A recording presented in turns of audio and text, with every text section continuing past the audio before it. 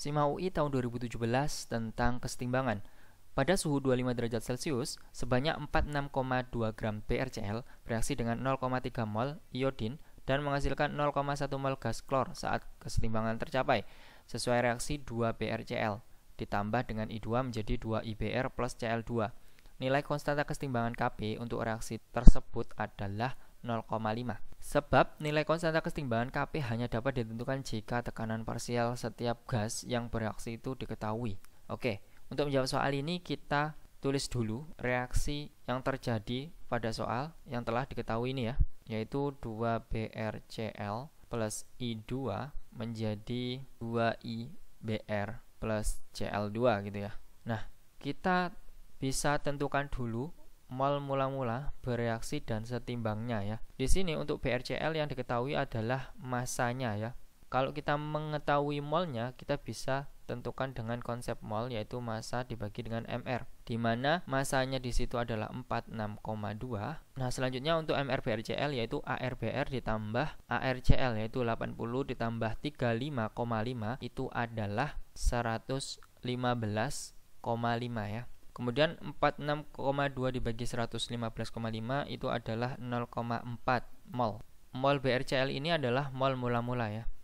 Terus kemudian kita lihat dalam iodin ini sudah diketahui ya molnya yaitu 0,3. Kemudian di sini ada mol gas klor pada kesetimbangan ya. Jadi kita masukkan aja pada reaksinya ya. Di sini BrCl mula-mulanya adalah 0,4, terus I2-nya tadi 0,3 ya. Di situ klor ya pada saat kesetimbangan berarti di sini ya 0,1 mol. Maka kalau kita tahu bahwasanya kan reaktan itu kan lama-kelamaan akan berkurang, sedangkan produk lama-kelamaan akan bertambah gitu ya. 0,1 mol yang setimbang, maka yang bereaksi juga sama yaitu 0,1 mol gitu ya.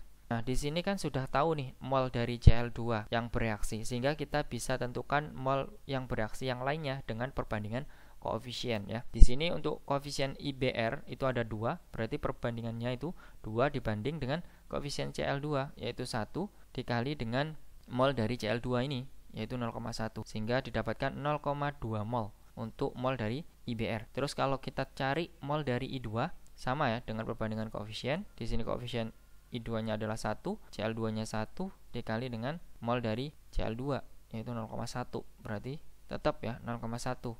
Nah, selanjutnya di sini ada BrCl, di mana koefisiennya itu ada 2 dan Cl2 tadi ada 1 dikali dengan molnya yaitu 0,1 sama dengan 0,2 gitu ya. Nah, selanjutnya kita kurangi aja yang reaktannya ini ya.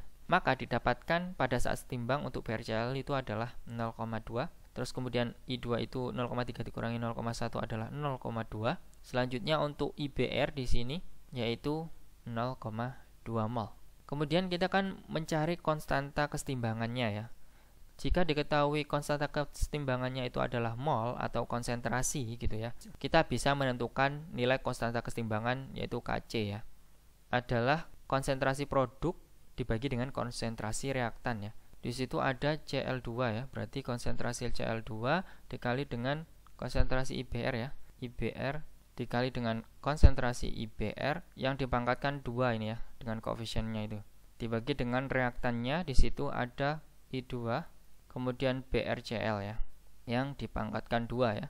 Nah, kalau kita tahu di sini yang diketahui kan hanya molnya saja nih semuanya gitu ya. Kita bisa menentukan konsentrasinya dengan konsep mol yaitu M kali V. Nah, namun di sini volumenya 1 ya, sehingga kalau kita masukkan di sini mol sama dengan M kali 1. Maka molnya itu sama dengan konsentrasinya. Karena konsentrasi itu sama dengan mol, kita bisa langsung masukkan saja ya di sini nilai-nilainya. Cl2-nya adalah 0,1, kemudian di sini IBr-nya adalah 0,2 yang dikuadratkan dibagi dengan I2-nya itu adalah 0,2.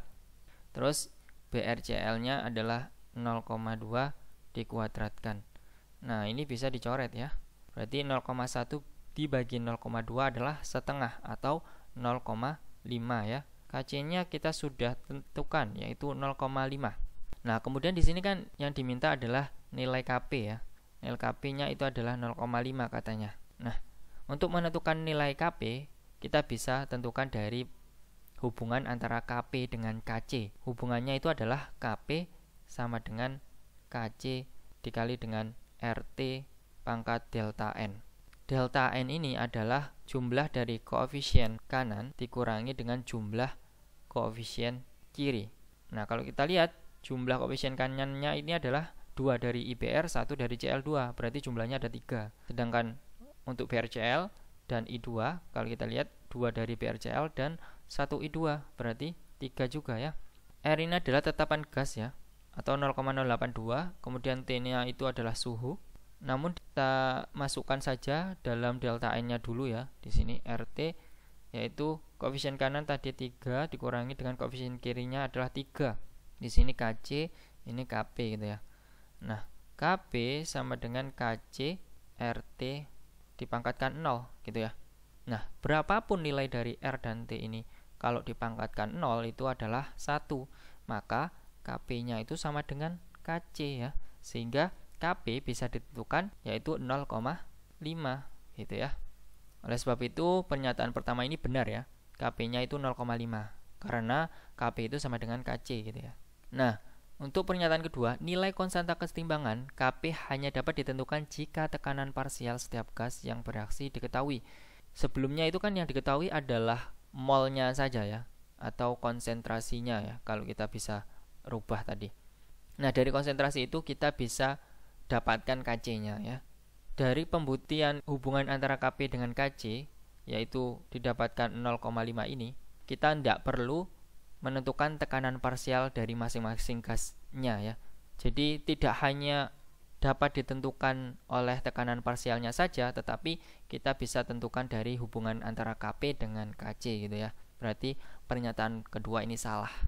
Oke, apabila ada yang ingin didiskusikan, silahkan tinggalkan di kolom komentar. Dan apabila kalian menyukai video ini, mohon di like dan jangan lupa di subscribe. Terima kasih, sampai jumpa.